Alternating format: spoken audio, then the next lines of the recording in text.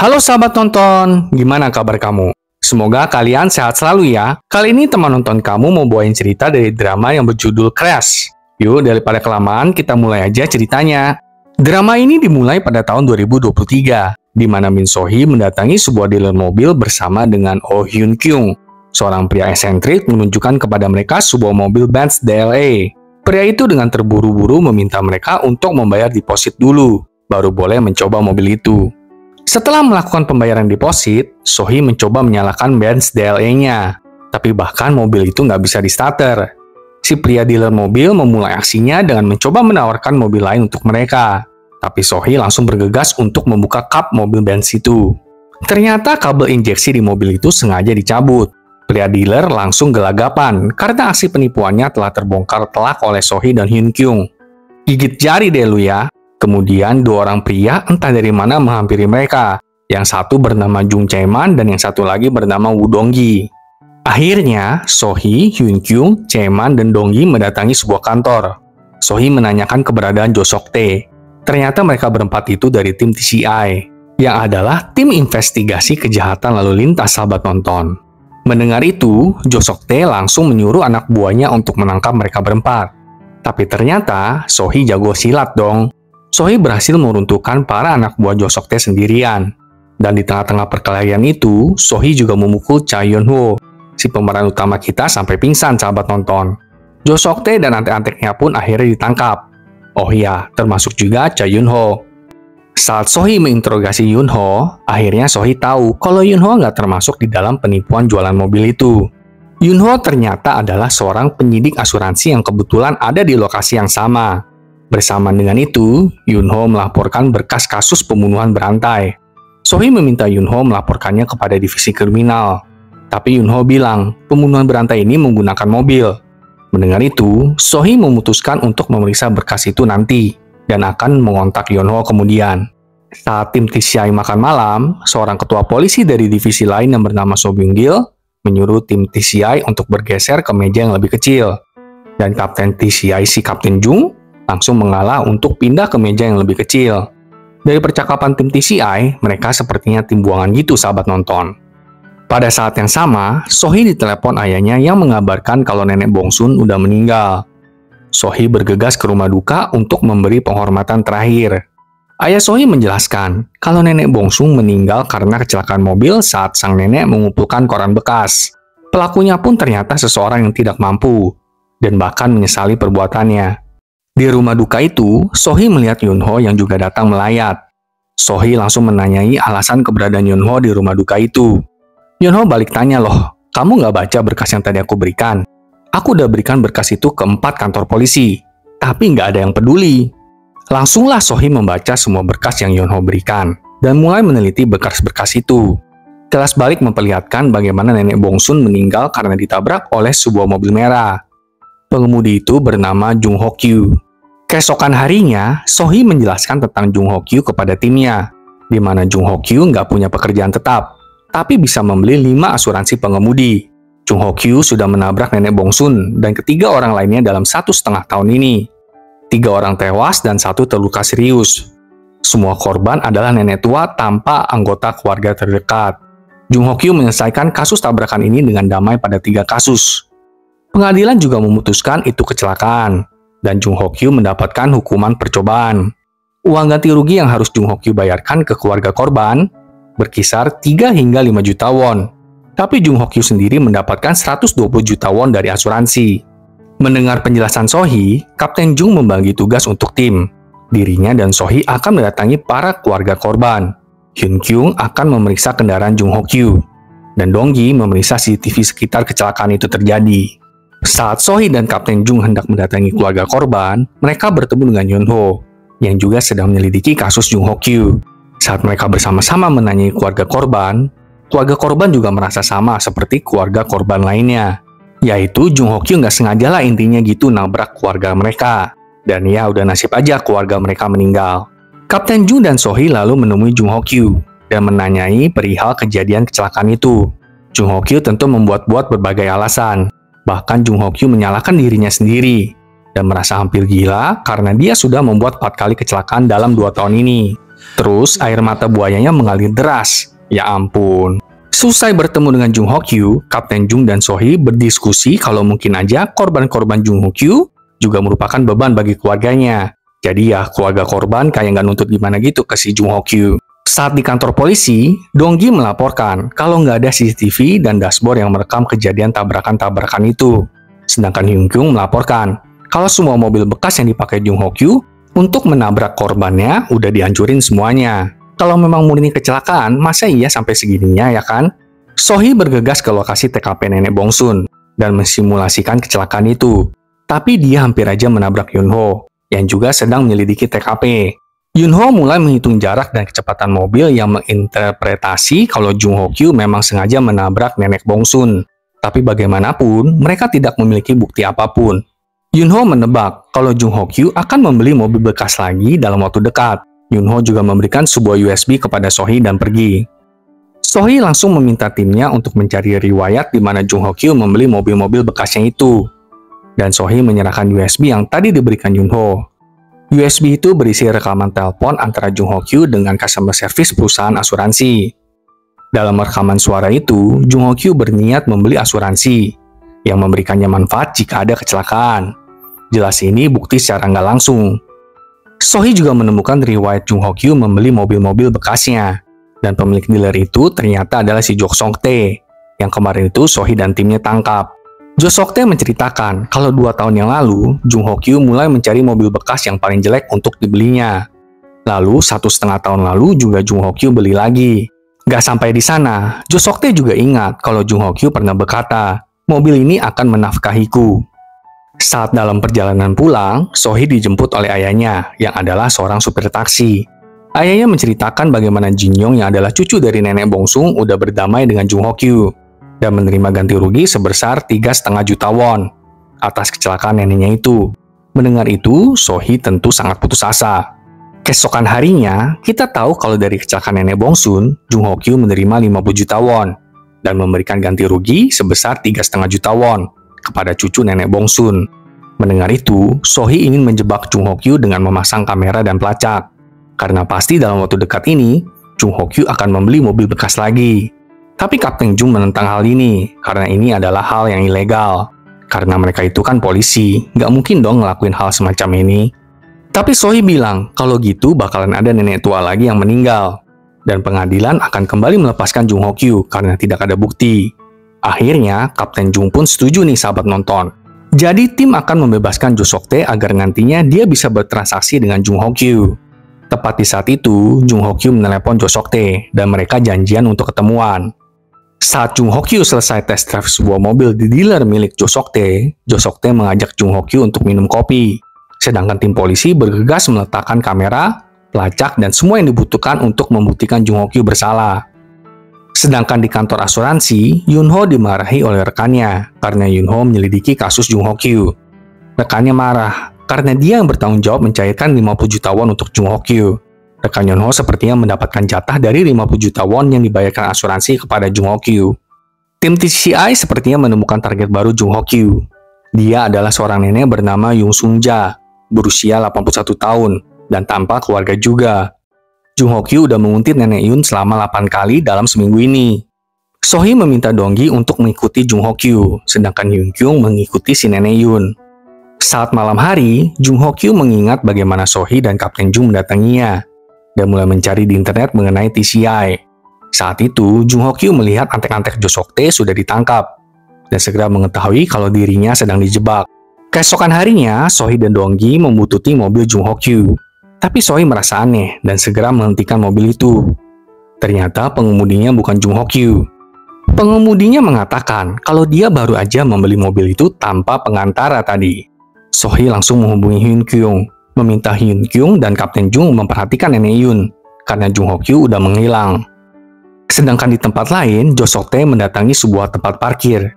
Di sana Jung Ho Kyu hendak menabrak Jo Song Tae, tapi Yunho menghalangi dengan sepedanya, yang membuat Yunho tertabrak mobil Jung Ho Kyu. Jung Ho Kyu tentu kaget dan jadi panik sehingga dia menabrak mobil lain. Jung Ho Kyu mendatangi Yunho dan mengetahui kalau Yunho adalah penyidik asuransi yang telah melaporkan Jung Ho Kyu. Yunho menjelaskan kalau perusahaan asuransinya menganggap tabrakan nenek Bongsung sebagai kecelakaan yang disengaja dan akan mengontak ketiga asuransi lainnya untuk menyelidiki ulang kasus Jung Ho Kyu. Mendengar itu, marahlah si Jung Ho Kyu. Tiba-tiba Sohee muncul dan langsung menendang Jung Ho Kyu. Mereka pun terlibat perkelahian dan Sohee tentu lebih unggul dong. Sohee kemudian menginterogasi Jung Ho Kyu karena hendak menabrak Jo Seok Tae dan juga menabrak para nenek-nenek itu. Tapi Jung Ho Kyu tentu aja menyangkal semua tuduhan itu. Bahkan Jung Ho Kyu menantang Sohee dengan mengatakan kalau pihak kepolisian melakukan hal yang ilegal dengan menaruh penyadap dan pelacak di mobil Jung Ho Kyu. Waduh, susah bener dah ini. Sekarang, tim polisi kebingungan bagaimana cara membuktikan kalau Jung Ho Kyu bersalah dalam 48 jam. Karena kalau nggak, Jung Ho Kyu harus dibebaskan karena kekurangan bukti. Keesokan harinya, Sohee dan Hyun Kyung menemui pembeli mobil Jung Ho Kyu. Pria itu mengatakan kalau kemarin Jung Ho Kyu meminjam ponselnya. Tapi sayangnya, riwayat panggilan telepon Jung Ho Kyu sudah dihapus oleh Jung Ho Kyu sendiri kemarin. Kapten Jung langsung dipanggil menghadap kepada kepala kepolisian karena menaruh penyadap dan pelacak di mobil Jung Ho Kyu. Tentu Kapten Jung ditegur habis-habisan oleh kepala polisi. Sohee, Hyun Kyung, dan Dong-gi tetap menyelidiki pergerakan Jung Ho Kyu selama beberapa hari kemarin dan menemukan kalau Jung Ho Kyu berada di SPBU selama 9 menitan. Yang normalnya, kalau ke SPBU itu hanya membutuhkan 3 menitan aja. Wah, enak banget ya, di Korea cepat sekali. Hyun Kyung jadi berpikir kalau Jung Ho Kyu ke SPBU untuk tujuan yang berbeda. Sohee dan Hyun Kyung langsung bergegas ke SPBU itu dan menanyakan tentang Jung Ho Kyu ke kasirnya. Dan terungkap kalau Jung Ho Kyu juga meminjam ponsel si kasir dengan alasan ponselnya mati. Riwayat teleponnya juga udah dihapus oleh Jung Ho Kyu. Wah, siapa sih yang dia telepon ya? Tim TCI lalu mulai mendengarkan lagi rekaman suara Jung Ho Kyu yang diberikan oleh Yunho dan menyadari kalau sepertinya Jung Ho Kyu mendiskusikan tentang penipuan asuransi ini bersama dengan orang lain, alias ada komplotannya gitu sahabat nonton. Saat yang sama, Yunho menelepon Sohee dan melaporkan kalau direktur perusahaannya mengabaikan penipuan asuransi Jung Ho Kyu. Sohee juga memberitahu kalau sepertinya Jung Ho Kyu punya komplotan. Dan tim TCI sedang melacak nomor telepon komplotan Jung Ho Kyu. Mungkin aja itu Direktur Yunho. Nama Direktur Yunho adalah Park Hyun Jung. Yunho juga mengirimkan nomor ponsel Park Hyun Jung kepada Sohee.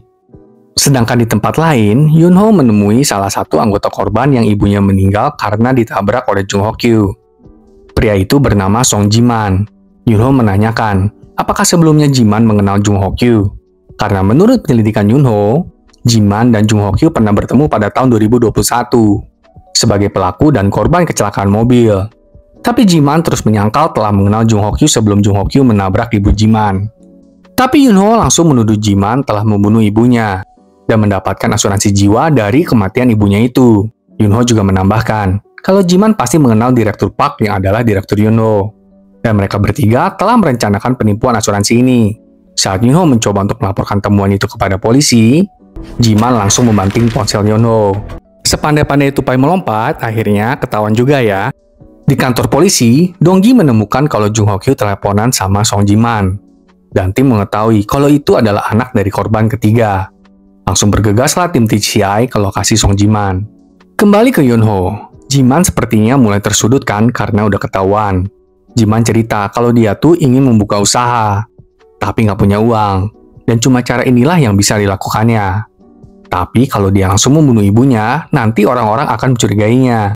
Jadi dia bunuh juga 3 orang lainnya untuk mengalihkan perhatian.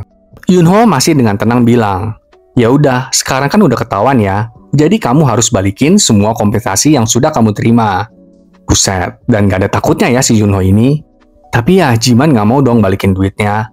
Jiman langsung menghujani Yunho dengan cairan yang mudah terbakar dan berkata kalau dirinya udah beli asuransi untuk tokonya itu kalau kebakaran dengan kompensasi sebesar 200 juta won. Saat sedang mencari korek untuk membakar tempat itu, Yunho segera menyerang Jiman. Tapi Jiman berhasil mengalahkan Yunho dan mulai menyalakan korek apinya. Saat Jiman melemparkan korek itu, Yunho lari dan malahan Jiman yang terbakar dong. Jiman yang terbakar langsung melompat ke jendela kaca bertepatan dengan kedatangan tim TCI. Sohee dan timnya langsung memadamkan api, dan Yunho pun diobati. Saat hendak membawa Yunho ke kantor polisi untuk dimintai keterangan, Yunho menyerahkan pulpen rekaman dan berkata kalau dia akan mengirimkan surat pernyataannya lewat email kepada tim TCI. Dan setelah itu, Yunho pergi meninggalkan tempat itu. Di rumah sakit, Jiman terus-menerus bilang kalau dirinya nggak bersalah. Tapi Sohee memutar rekaman yang diberikan oleh Yunho kemarin malam. Nah kan udah nggak bisa berkutik ya sekarang. Sampai jumpa di pengadilan. Sedangkan di kantor polisi, Sohee menekan Jung Ho Kyu agar mengaku. Awalnya, Jung Ho Kyu tetap menyangkal. Tapi setelah Sohee menyebut nama Song Jiman dan menceritakan semua kejadiannya, pertahanan Jung Ho Kyu pun runtuh. Nggak sampai di sana, Direktur Yunho pun ditangkap. Paling seneng ngelihat orang jahat kena batunya deh ya. Setelah itu, Yunho mendatangi kolumbarium Lee Hyun-soo. Ayah Hyun-soo mendatangi Yunho dan berkata, kalau sudah 10 tahun berlalu, Ayah Hyun-soo meminta agar Yunho nggak perlu lagi mendatangi kolumbarium Hyun-soo. Mungkin Hyun-soo ini dulu entah pacar atau istri Yunho kali ya. Yunho juga mengatakan kalau dirinya akan berganti profesi sama seperti profesi Ayah Hyun-soo dulu. Wah, memang gampang ya ganti-ganti pekerjaan gitu. Setahun kemudian berlalu sahabat nonton. Kita melihat tim TCI mendatangi restoran tempat Jin Yong bekerja dan menyapanya. Jin Yong ini cucu dari nenek Bongsun sahabat nonton. Saat Sohee dan timnya hendak makan, Sohee melihat Yunho juga sedang duduk dan makan di restoran itu dan menyapanya. Yunho bercerita kalau dirinya dipecat karena mengadukan direkturnya. Sohee bertanya kenapa Yunho ada di restoran itu. Yunho berkata kalau dia akan menemui seseorang, dan seseorang itu ternyata adalah Kapten Jung sahabat nonton. Kapten Jung juga langsung memperkenalkan Yunho sebagai anggota baru tim TCI, Letnan Yunho. Yunho masuk ke tim TCI lewat jalur perekrutan khusus. Yunho juga lulusan Universitas KAIST dengan gelar matematika. Yunho adalah insinyur transportasi bersertifikat juga penyelidik kebakaran dan ledakan. Wih, mantap kali kombo ini ya. Keesokan harinya, di depan kantor polisi terjadi kecelakaan antara mobil kepala polisi dengan sepeda Yunho. Yunho mengatakan kalau itu adalah kesalahan kepala polisi dan berinisiatif untuk menelepon perusahaan asuransi. Dan benar seperti dugaan Yunho, tanggungan kepala polisi adalah 8,5 dan Yunho 1,5. Saat sedang patroli malam, ada laporan kecelakaan yang masuk ke radio tim TCI. Yunho langsung menanggapi laporan itu. Kecelakaan yang mereka datangi adalah kecelakaan sedan hitam yang menabrak dinding di dalam terowongan sahabat nonton. Saat Sohee mencoba untuk berbicara dengan pengemudi itu malah berkata kalau dirinya melihat hantu. Sohee jelas menganggap pengemudi itu mengendari mobil dalam keadaan mabuk. Yunho langsung menyelidiki daerah sekitar dan seperti mencurigai tanaman gitu. Di kantor polisi kepala mengetahui info kalau Yunho adalah anak dari kandidat calon komisaris jenderal kepolisian. Langsunglah mereka mencari akal gimana deh caranya untuk baik-baikin si Yunho. Beneran dong, malam harinya, kepala polisi mengajak seluruh tim TCI untuk makan bersama. Di sana, kepala polisi memuji tim TCI dan mengakui kesalahannya yang menabrak sepeda Yunho. Ya, jilat terus sampai licin, Pak. Dalam perjalanan menuju ke kantor polisi, Sohee, Yunho, dan Donggi berada dalam satu mobil. Saat mereka melewati terowongan yang menyebabkan kecelakaan sedan hitam kemarin itu, mereka seperti melihat hantu yang membuat mobil mereka menabrak tong sampah gitu. Apakah yang putih-putih itu beneran hantu? Kembali ke kilas balik pertemuan Ayah Hyun-soo dengan Yunho. Saat Yunho pergi, Kapten Jung juga menemui Ayah Hyun-soo. Ayah Hyun-soo meminta Kapten Jung untuk mempertimbangkan Yunho masuk ke dalam timnya tanpa adanya KKN. Kapten Jung menanyakan buat apa Yunho masuk ke kepolisian. Ayah Hyun-soo menjawab, ada sesuatu yang harus dia kerjakan. Oh, ternyata begini toh kejadiannya kenapa Kapten Jung menerima Yunho. Segera penderek mobil tiba di tempat lokasi kecelakaan mobil tim TCI. Tapi Sohee menjelaskan kalau mereka adalah polisi dan akan segera mengurusnya dengan perusahaan asuransi. Para penderek pun pergi. Keesokan paginya, tim TCI menonton kembali kamera dashboard mobil milik Donggi. Dan terlihat kalau beneran ada seperti hantu di tengah jalan gitu loh. Yunho memberikan informasi kalau udah sangat banyak kecelakaan yang terjadi di lokasi itu dan makin meningkat. Mendengar hal itu, Kapten Jung berinisiatif untuk melakukan penyelidikan dimulai dari mendatangi para korban dan juga mengamankan rekaman dashboard milik para korban, bahkan menanyai warga sekitar. Sohee dan Donggi mendatangi ibu-ibu yang berjualan di sekitar lokasi kecelakaan dan mengatakan kalau memang sering terjadi kecelakaan dan truk dereknya sangat berisik banget katanya. Sedangkan Yunho dan Hyun Kyung mengunjungi korban tabrakan yang kemarin itu si pria sedan hitam. Pria itu membenarkan kalau memang dia melihat sosok mengenakan baju putih begitu. Dan tentu saja menyerahkan rekaman kamera dashboard mobilnya. Pria itu pun bersaksi kalau setirnya membelok sendiri saat dirinya melihat sosok baju putih. Saat berkumpul di kantor polisi, Yunho menyerahkan rekaman kamera dashboard milik pria tadi siang. Dan ternyata apa yang dilihat pria itu sama dengan apa yang Donggi dan tim lihat malam kemarin itu. Donggi yakin kalau itu adalah hantu, karena Donggi dan Sohee pergi ke dukun untuk mengetahuinya. Aduh, kocak sih. Sedangkan Yunho tetap berkata kalau itu bukan hantu, tetapi manusia. Keesokan harinya, kepala polisi mendapatkan laporan untuk menyingkirkan area parkir mobil yang dikhususkan untuk kepala polisi. Yunho lah yang melaporkan hal ini. Tentu kepala polisi sangat keberatan. Tapi asistennya Jeduk mengatakan, udah Pak Kepala, turutin aja. Demi pencitraan loh. Nggak selamanya juga kan Bapak menjabat di sini. Setelah melakukan uji lapangan di lokasi kecelakaan, Yunho mengetahui kalau jalanan di area itu terlalu datar, yang membuat air tidak bisa keluar. Karena itulah gesekan berkurang. Akibatnya, jalanan akan licin saat hujan. Hal inilah yang membuat kemudi atau setir bergerak dengan sendirinya. Mereka juga memastikan kalau kecelakaan sering terjadi saat hari hujan. Kapten Jung menegaskan kalau kecelakaan yang terjadi itu bukan karena hantu, tapi masalah struktural dari jalan itu sendiri. Dan sepertinya ada orang yang mengetahui hal ini, lalu menggunakan rumor hantu untuk menyebabkan kecelakaan di area itu. Karena malam itu hujan, Sohee dan Yunho sama-sama pergi ke TKP kecelakaan. Yunho juga menjelaskan kalau hanya pepohonan di persimpangan jalan yang daunnya menguning. Tapi mereka masih belum tahu kenapa begitu. Saat tepat tengah malam, Sohee dan Yunho akhirnya melihat sosok baju putih itu. Dan ternyata itu memang manusia dong. Sohee dan Yunho segera mengejar sosok baju putih itu. Mereka menelusuri hutan dan sampailah di sebuah panti jompo. Sohee dan Yunho langsung memasuki panti jompo dan menginterogasi seorang suster, menanyakan apakah ada seseorang dari panti jompo yang suka mengenakan baju duka berwarna putih. Suster itu menjelaskan kalau memang ada seorang wanita tua yang suka mengenakan baju duka putih. Tapi masalahnya, wanita itu sudah meninggal tahun lalu. Ayo, bingung kan Sohee dan Yunho? Di kantor polisi, Yunho memberikan informasi mengenai pemudi dari kecelakaan pertama. Pengemudi ini melihat wanita tua dari panti jompo yang menggunakan baju duka putih. Nah, yang anehnya, pengemudi itu ternyata adalah supir truk derek yang waktu itu mereka temui saat kecelakaan mobil. Yunho dengan jelas mencurigai si supir derek. Keesokan harinya, kita mengetahui kalau satu jasa derek memonopoli kecelakaan yang terjadi di area itu. Itulah si supir derek. CEO-nya bernama Choi Bung-gu. Sohee mencurigai kalau Choi Bung-gu lah orang yang selama ini berpura-pura menjadi hantu dan merencanakan kecelakaan mobil selama ini berdasarkan dari pengalamannya sendiri. Yunho juga menambahkan kalau Choi menabrak sopir truk derek saingannya dengan mobil Choi. Tapi hal itu diproses sebagai kecelakaan kecil. Tapi Yunho mencurigai kalau hal itu disengaja. Sedangkan Choi, dia sedang makan-makan bersama dengan kedua rekannya. Salah satu rekannya menanyakan kenapa belakangan ini nggak banyak pekerjaan. Sepertinya mereka bertiga adalah dalang yang membuat kecelakaan di terowongan selama ini. Pada saat yang sama, tim TCI menemukan kepala polisi yang sedang membongkar area parkir khusus miliknya. Kepala polisi berkata kalau lebih baik area parkir diperuntukkan untuk para difabel dibanding dirinya. Langsunglah kepala polisi mendapatkan banyak pujian. Setelah itu, kepala polisi menghadiri rapat kepolisian di kantor pusat. Kepala polisi lalu mendatangi Komisaris Cha, yang kepala polisi anggap sebagai ayah dari Yunho, karena nama keluarganya sama-sama Cha. Tapi kocaknya, Komisaris Cha malah memperkenalkan putranya kepada kepala polisi.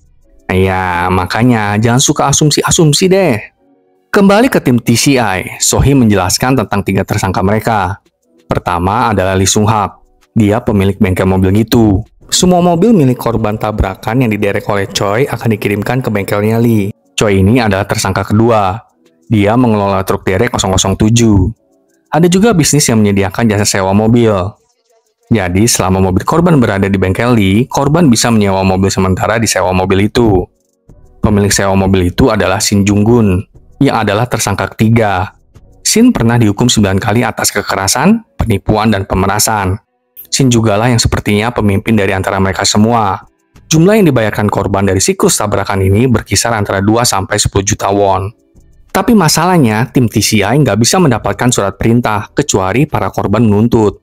Namun sayangnya, nggak ada korban yang mau menuntut. Sohee mengidekan supaya mereka aja menjadi korban selanjutnya. Jereng. Sohee dan Yunho lalu mendatangi Jo Sok Tae lagi. Tapi kali ini, Sohee berniat membeli mobil paling butut yang ada di showroom mobil milik Jo Sok Tae. Setelah itu tim mengetahui kalau saat pria sedan hitam kecelakaan hari itu nggak hujan, tapi jalan di dalam terowongan aja yang basah. Yunho langsung pergi ke kantor distrik untuk menanyakan sopir truk penyiram pada hari pria sedan hitam kecelakaan. Saat bertemu dengan supir truk itu, supir truk memperlihatkan rekaman kamera dashboardnya. Di video itu, ada truk yang selalu parkir di terowongan itu sebelum truk penyiram datang. Supir itu mengatakan sepertinya truk itu tuh kendaraan sewaan. Tapi sebenarnya jarang ada orang yang mau untuk menyewa truk. Pada saat yang sama, hujan pun turun, yang membuat jalanan menjadi basah. Mobil sewaan Sohee pun mengalami kecelakaan dengan sengaja di area terowongan itu. Langsung aja Choi datang dengan truk dereknya. Sementara itu, Hyun Kyung mendokumentasikan kejadian itu. Seperti dugaan, mobil Sohee diderek ke bengkel Lee. Saat salah satu montir berkata kalau mobil Sohee itu sudah tua, suku cadangnya pun sulit didapatkan, Sohee mengatakan agar mobilnya itu dijadikan besi tua aja. Si montir lalu mendatangi Lee. Lee yang nggak mau rugi begitu aja karena udah membayar Choi langsung menemui Sohee. Lee kemudian membujuk Sohee agar mobil bututnya itu diperbaiki aja. Tapi Sohee ngeke agar mobil itu dijadikan besi tua aja, dan meminta agar Lee merekomendasikan tempat sewa mobil untuk Sohee. Sementara itu, Yunho berada di sewa mobil milik Shin. Dia melihat truk yang dikatakan oleh supir penyiram tadi siang, dan melihat ada banyak kalsium klorida hidrat di situ. Sayangnya, Yunho kepergok oleh Shin. Yunho dengan tenang mengatakan kalau dirinya ingin menyewa mobil, tapi Shin tentu nggak percaya begitu aja. Untung aja Sohee segera masuk panggung, dan berkata kalau Yunho adalah suaminya. Dan Lee juga mengatakan kalau Sohee itu pelanggannya yang mau menyewa mobil di tempat Shin. Akhirnya mereka menyewa satu mobil dari tempat Shin. Saat tiba di kantor TCI, Yunho mengatakan kalau dirinya udah tahu kenapa jalanan di terowongan bisa basah pada hari cerah.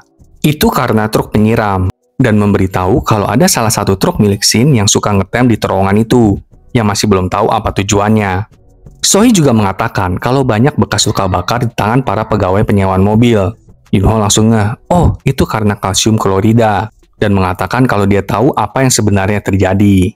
Jadi, setelah truk penyiram melewati terowongan itu, truk milik Shin menabur kalsium klorida di sepanjang jalan.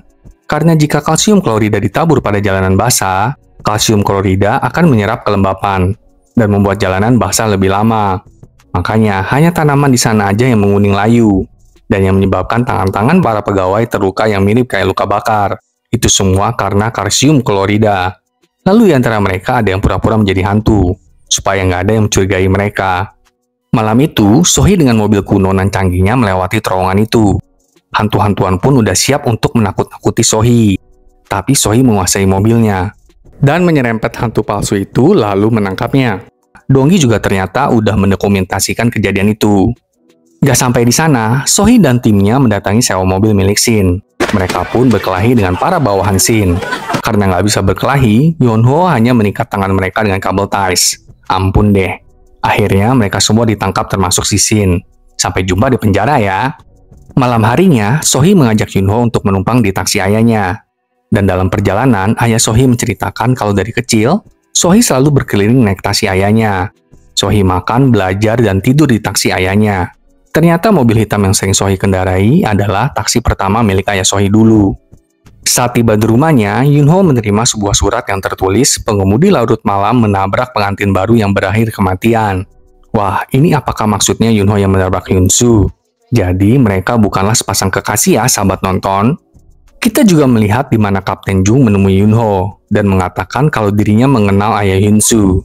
Kapten Jung tahu apa yang Yunho lakukan di masa lalu dan memperingatkan agar Yunho nggak menyebabkan tim mengalami permasalahan karena masa lalu Yunho. Pantesan Yunho selalu mengendarai sepeda ya. Ini mungkin karena dirinya trauma mengendarai mobil. Setelah mendapatkan surat itu, Yunho langsung melihat berkas-berkas di kamarnya. Kita dibawa kembali ke tahun 2014 nih sahabat nonton. Saat itu, Yunho yang masih kuliah mengendarai mobilnya di tengah malam untuk kembali ke Seoul. Nah, di tengah jalan, Yunho yang sedang lengah tidak sengaja menabrak pengantin baru yang sedang menyeberang jalan. Karena kejadian itu, orang tua Yunho datang dan berlutut di pemakaman Hyunsu. Tentu orang tua Hyunsu sangat menolak kehadiran mereka. Saat Yunho mendatangi TKP kematian Hyunsu, dia bertemu dengan ayah Hyunsu. Kita juga mengetahui kalau ternyata Kapten Jung lah yang dulu bertugas atas kasus kecelakaan mobil itu. Dan saat dulu Yunho diinterogasi, ada 3 anak SMA yang juga dipanggil ke kantor polisi untuk menjadi saksi kecelakaan tabrakan itu. Kembali ke saat ini, kita melihat ada seorang wanita dan seorang pria berada di dalam mobil. Setelah beberapa lama, wanita tersebut melompat dari mobil itu, yang sedang melaju dengan cepat.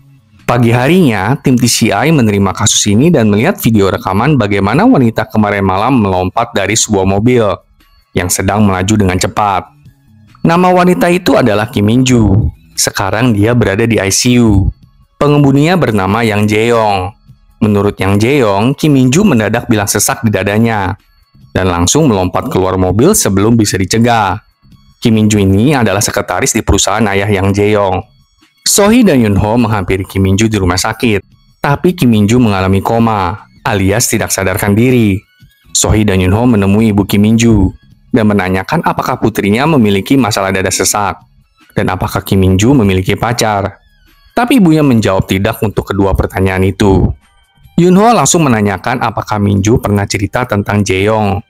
Ibu Min-ju berkata kalau Min-ju pernah bercerita tentang Jae-yong yang suka godain cewek pegawai ayahnya. Padahal Jae-yong sudah menikah. Ganjen bener dah ini bocah. Pada saat yang sama, Dong-gi dan Hyun-kyung menginterogasi Jae-yong. Jae-yong bilang kalau Min-ju hanyalah pegawai ayahnya. Dan malam itu, Jae-yong hanya berniat untuk mengantar Min-ju setelah makan malam bersama. Dong-gi menanyakan apakah ada kontak fisik di dalam mobil sebelum Min-ju melompat.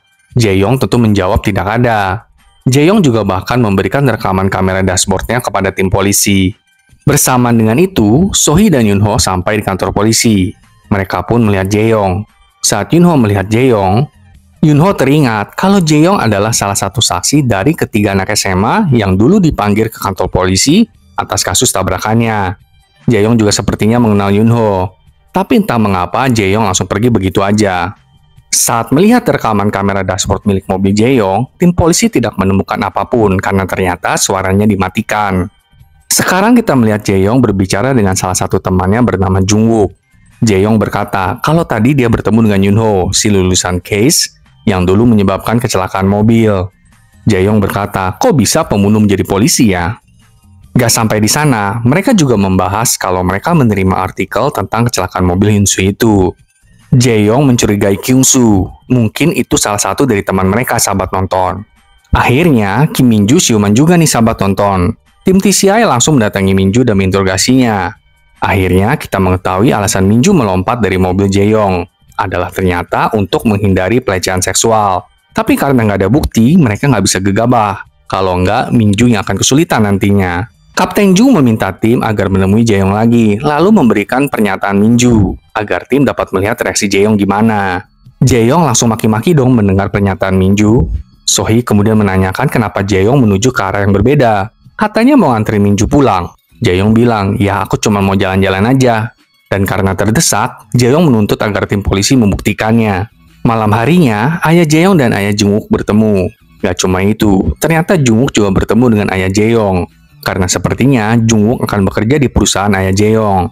Saat ayah Jae-yong ke toilet, ayah Jung-wook mengatakan agar Jung-wook nantinya bisa merebut perusahaan ayah Jae-yong. Jung-wook juga bercerita kalau Yun-ho sekarang menjadi polisi dan masuk tim TCI. Sepertinya ayah Jung-wook adalah seorang polisi sahabat nonton. Keesokan harinya, saat Yun-ho dan Sohee hendak menemui Min-ju, Jae-yong dan pengacaranya sudah berada di sisi Min-ju dan menegaskan kalau Min-ju ingin berdamai dan menutup kasus ini.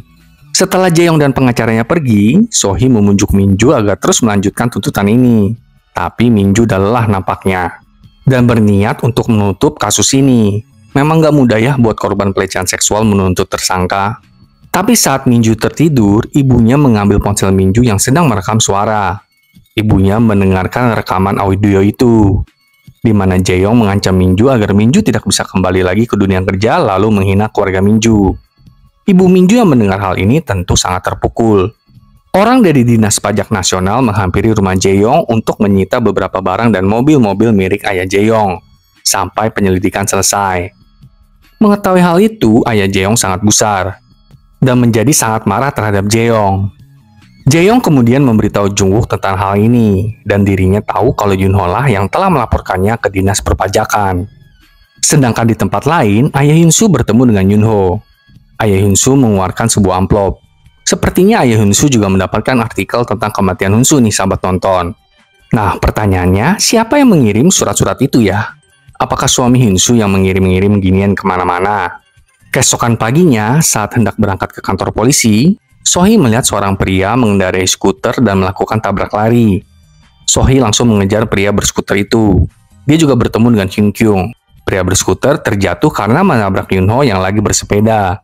Tapi Yunho malahan dipukul sampai jatuh oleh pria skuter itu. Sohee langsung mengejar pria skuter itu dengan sepeda milik Yunho dan berhasil menangkapnya. Melihat Yunho yang kelemar-kelemar tak berdaya begitu, Sohee berniat untuk melatih Yunho teknik bela diri. Sohee menjelaskan panjang lebar mengenai teknik bela diri, tapi Yunho hanya diam aja. Sohee lalu menyuruh Yunho untuk membanting Sohee. Jika lutut Sohee menyentuh lantai sekali aja, maka latihan ini selesai. Yunho tentu nggak berhasil membanting Sohee, dan malahan Yunho yang terus dijumpal balikin sama Sohee.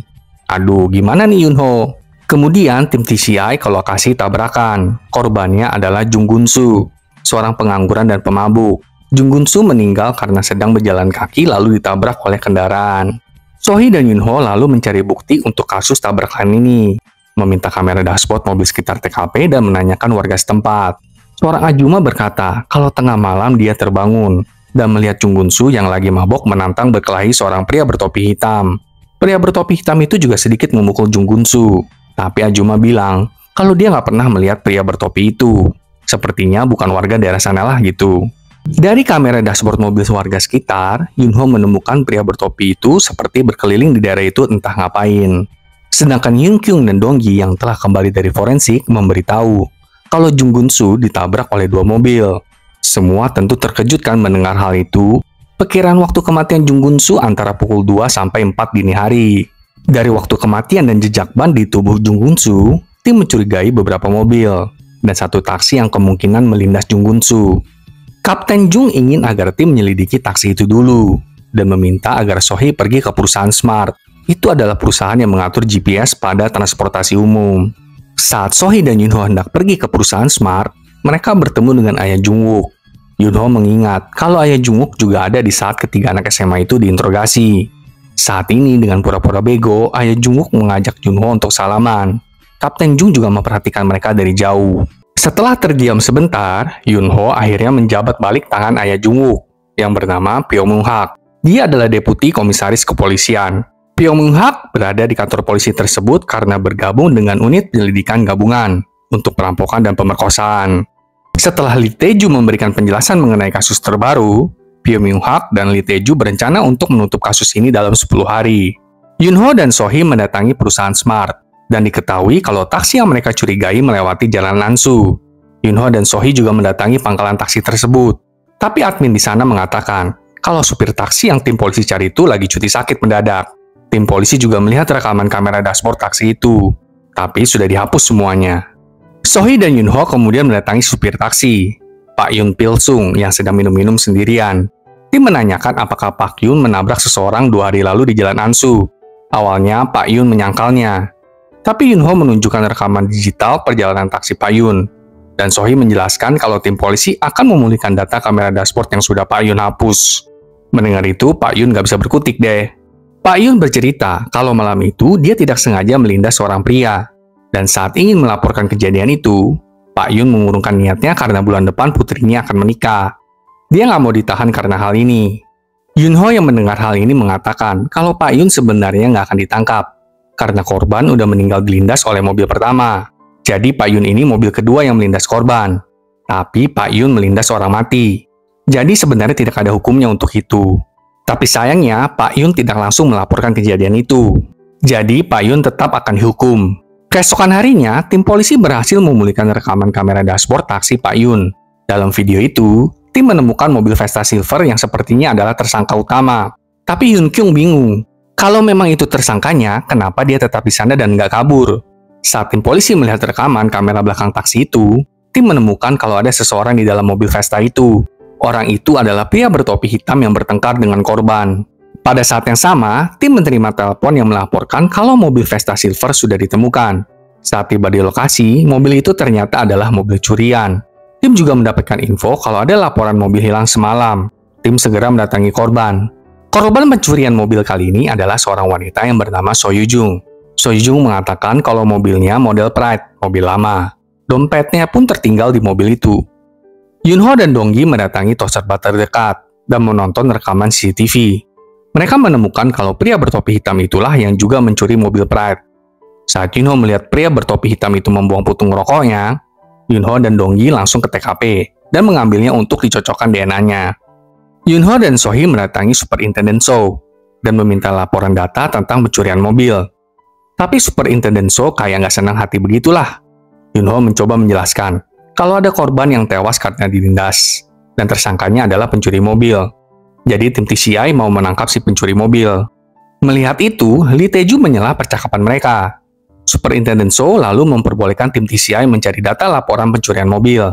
Ya elah, dari tadi aja kek, sombong banget dah. Setelah itu, Tae-ju mengikuti Sohee dan Yunho, lalu membawakan berkas-berkas yang Sohee pegang. Dari percakapan mereka, sepertinya Tae-ju menyukai Sohee nih sahabat tonton. Besok paginya, Dong-gi melaporkan kalau mereka sudah berhasil menyelidiki DNA dari putung rokok yang kemarin mereka ambil. Tapi nggak ada yang cocok dengan basis data DNA forensik. Kemudian So Yoo-jung menelepon tim TCI dan melaporkan kalau dompetnya sudah kembali kepadanya. Dompetnya ada di kotak surat rumah So Yoo-jung. Semuanya masih lengkap kecuali uang tunai. Mendengar laporan itu, Yunho langsung pergi. Sohee pun mengikutinya. Ternyata Yunho pergi ke rumah So Yoo-jung. Yunho ngebel beberapa kali dan tidak dibukakan pintu. Sohee juga menelepon, tapi nggak nyambung. Nggak sampai di sana, Yunho juga melihat ada putung rokok tepat di depan rumah So Yoo-jung. Melihat itu, Sohee langsung menobrak rumah So Yoo-jung, dan mereka masuk ke dalam. Firasat Yunho benar lagi kali ini sahabat nonton.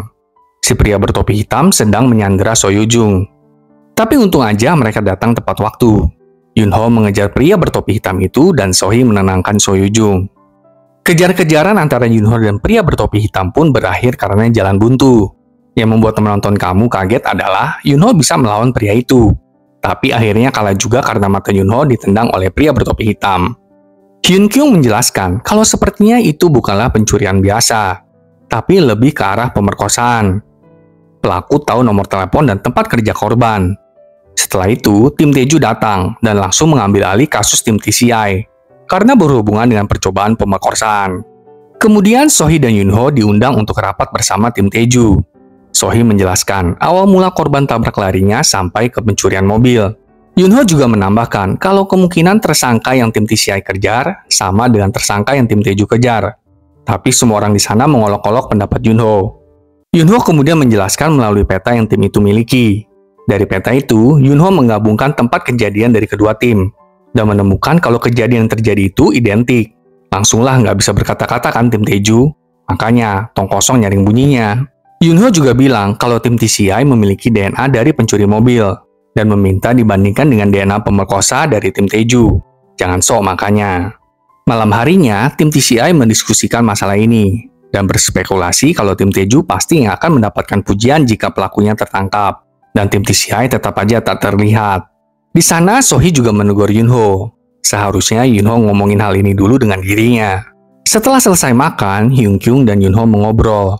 Yunho menanyakan mengenai kasus taksi gelap yang melibatkan Tae-ju. Taksi gelap itu layanan taksi ilegal. Dioperasikan oleh bisnis hiburan di daerah Gangnam. Nah, tahun lalu, tim TCI menyita ponsel kerja bosnya taksi gelap.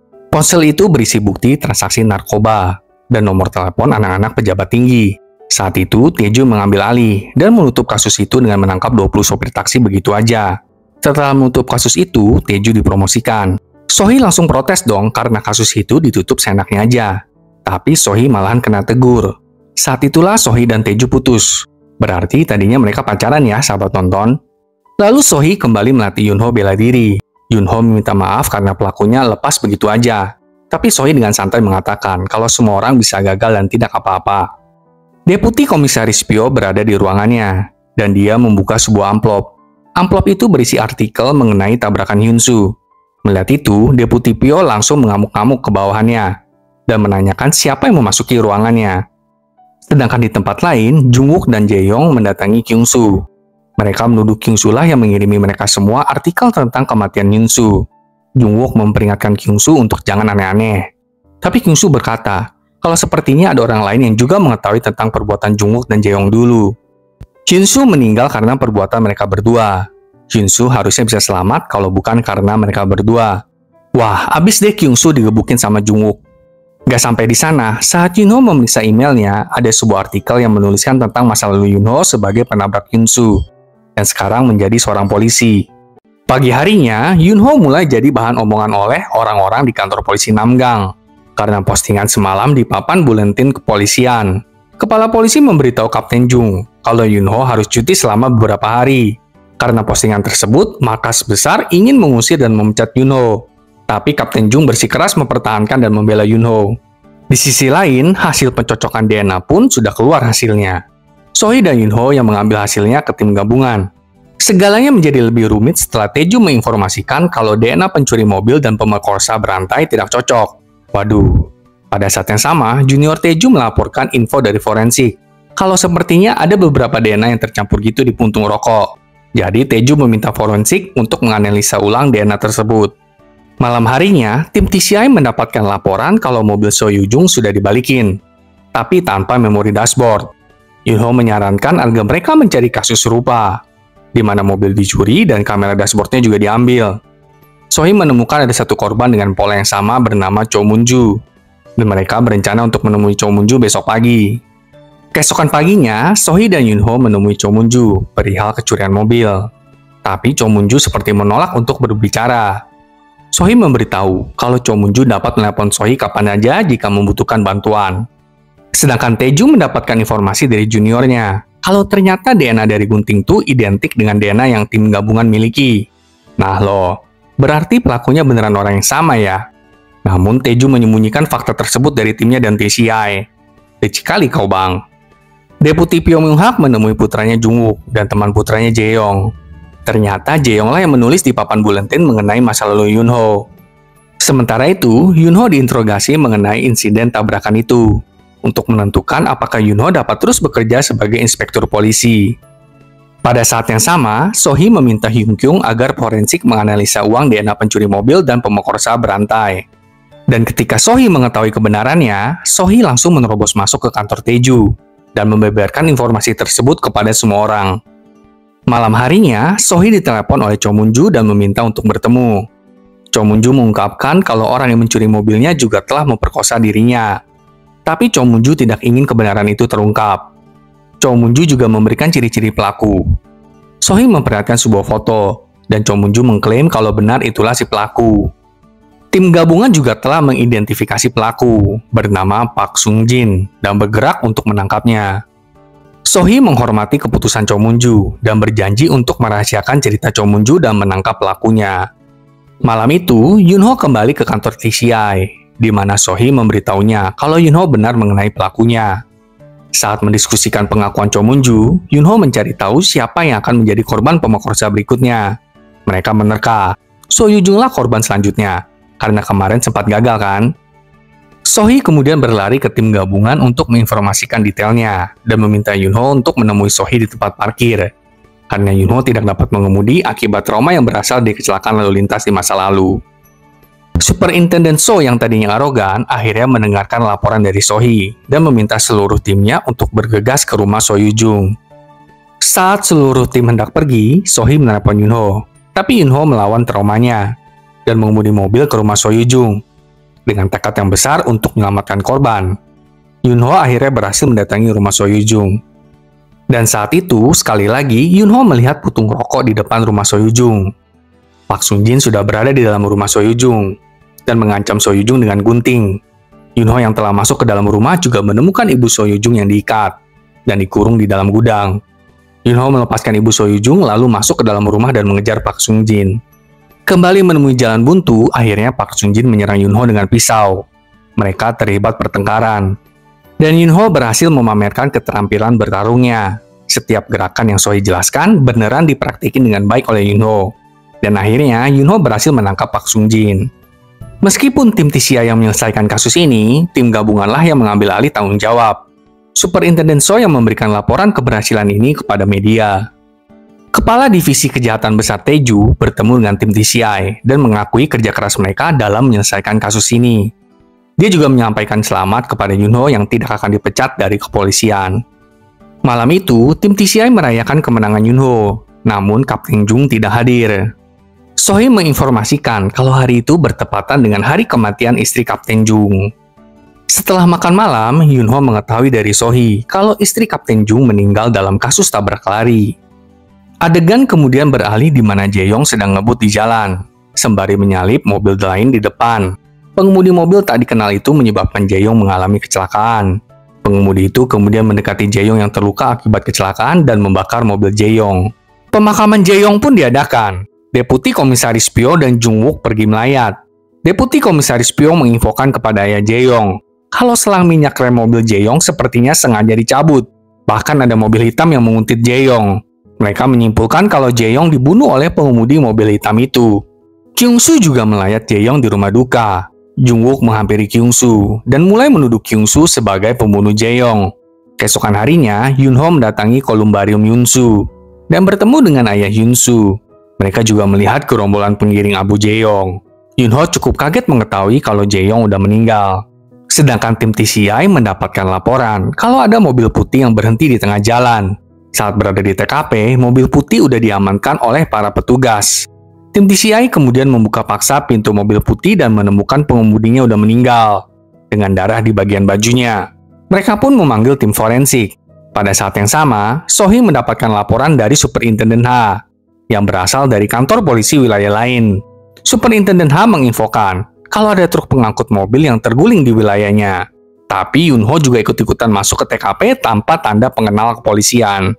Langsunglah tim TCI pergi ke lokasi di mana Yun-ho berada. Superintenden H meminta Sohee untuk membawa Yun-ho pergi dari TKP, karena wilayah itu bukanlah wilayah tim TCI. Sohee dan Yun-ho kemudian mendatangi tim forensik mengenai kasus mobil putih. Dokter forensik menjelaskan kalau ada gas pergerigi di leher pengemudi. Gas pergerigi adalah alat untuk mengamankan truk selama pengangkutan. Dan setelah dianalisis, sepertinya ada seseorang yang sengaja memotong gas pergerigi itu. Dan yang lebih mencurigakan adalah lokasi mobil putih berhenti tidak terlalu jauh dari TKP truk pengangkut mobil yang terguling. Sohee dan Yun-ho kemudian melaporkan ke Kapten Jung mengenai kejadian ini. Dan mereka juga yakin kalau gas pergerigi di leher pengemudi berasal dari truk pengangkut mobil yang terguling. Tim TCI pun berkumpul. Mereka berpikir kalau ini bukanlah kasus kecelakaan, karena gas pergerigi itu sengaja dipotong. Kamera dashboardnya pun sudah diformat. Di saat yang sama, Superintenden H menerobos kantor TCI dan ngomel-ngomel karena kasusnya diambil alih oleh tim TCI. Kedua tim akhirnya menemui Kepala Polisi Gu Kyung-mo.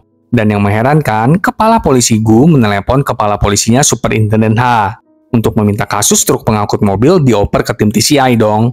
Senang banget lah tim TCI mendengar hal itu. Sedangkan Deputi Komisaris Pyo Myung-hak resmi diangkat sebagai Komisaris Jenderal. Doi senang mampus tuh, buset dah. Nantikan waktumu Pak Komisaris Jenderal. Sohee dan Yun-ho tiba di rumah sakit untuk menemui pengemudi truk pengangkut bernama Nam Jae-hun. Sohee menjelaskan sepertinya ada yang memotong sabuk truk pengangkut mobil. Mendengar itu, Nam Jae-hun sedikit lega, karena berarti Nam Jae-hun tidak membunuh pengemudi mobil putih itu. Nam Jae-hun cerita kalau dirinya sempat berhenti di rest area Sangsan untuk beristirahat. Nam Jae-hun juga mengatakan kalau seorang pria sempat masuk ke dalam salah satu mobil yang ada di truk. Nam Jae-hun tentu kaget melihatnya dong. Jadilah mereka terlibat perkelahian kecil. Sohee dan Yun-ho kemudian mendatangi dan menginterogasi Cho Ik-wan, si pria yang diceritakan oleh Nam Jae-hun. Tim menanyakan alibinya. Tapi saat Cho Ik-wan gak bisa menjawab, seorang wanita tiba-tiba datang dan berkata kalau Cho Ik-wan bersamanya saat jam itu. Mereka pergi jalan-jalan dengan mobil baru Cho Ik-wan. Tim lalu mengecek kebenarannya lewat kamera dashboard mobil Cho Ik-wan. Saat terbukti kesaksian mereka benar, Cho Ik-wan mengatakan kalau di jam itu, mereka melihat seseorang yang mencurigakan. Cho Ik-wan melihat orang itu memegang gunting besi. Mereka juga berkata kalau orang itu menggunakan topi berwarna hijau. Orang bertopi hijau itu juga masuk ke ruang santai untuk pengemudi truk. Itu adalah tempat istirahat gratis bagi semua pengemudi truk. Yun-ho masuk ke dalam untuk melidiki ruang santai itu. Yun-ho lalu melaporkan kalau loker di ruang santai untuk pengemudi truk tidak ada yang dikunci. Jadi pelaku bisa aja mengambil kunci truk Nam Jae-hun dan melakukan kejahatan. Sementara Nam Jae-hun mandi. Lalu menghapus kamera dashboard truk Nam Jae-hun. Tapi masalahnya, CCTV di ruang santai itu tuh rusak.